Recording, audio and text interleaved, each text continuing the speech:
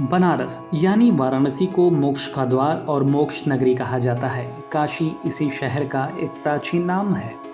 पौराणिक कथाओं के अनुसार इस नगर की स्थापना स्वयं भगवान शिव ने की थी। कहते हैं ये दुनिया का एक प्राचीनतम शहर है जो देवाधिदेव भगवान शंकर के त्रिशूल की नोक पर टिका है। पतित पावनी गंगा नदी के तट पर स्थित इस नगर के बारे में मान्यता है कि यहाँ से गंगा जल और मिट्टी को घर ले जाना वर्जित है। कहते हैं जो ये काम करते हैं वे महापाप के भागी बनते हैं। तो आइए जानते हैं इस मान्यता के पीछे पौराणिक कारण क्या है, ताकि आप भी भूल से ऐसी गलती अगर वाराणसी जाएं तो ना कर बैठें।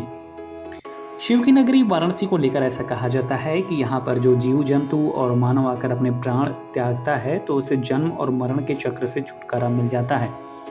यही कारण है कि यहाँ अनेक मोक्ष आश्रम बने हैं जहाँ लोग अपने जीवन के अंतिम समय में आते हैं, मृत्यु होने तक ठहरते हैं और मोक्ष पाते हैं।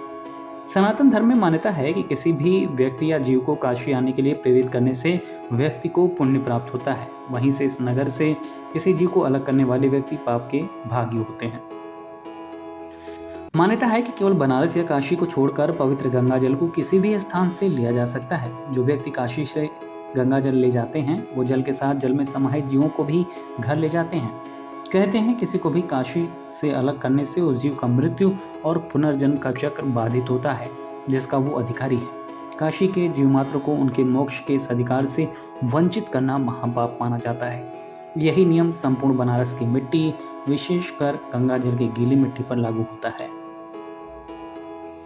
गंगा जल की गीली मिट्टी में भी हजारों लाखों कीटाणुओं की उपस्थिति रहती है। काशी से गंगा जल न लेने के पीछे का कारण ये भी है कि काशी में किसी का दाह संस्कार किया जाता है तो उसकी राख को गंगा में विसर्जित किया जाता है। काशी से गंगा जल ले जाने पर उस पानी में मृतक आत्मा के अंग या अंश, राख या अवशेष आ जाते हैं। इससे भी उसके मोक्ष पाने में बाधा आ सकती है। काशी के मणिकर्णिका और हरिश्चंद्र आदि घाटों पर रोजाना हजारों शवों की अंत्येष्टि होती है। यहाँ अघोरी मसानी शक्तियाँ सक्रिय रहती हैं। वे काशी में केवल भगवान के भय से शांत रहती हैं और किसी को परेशान भी नहीं करती हैं।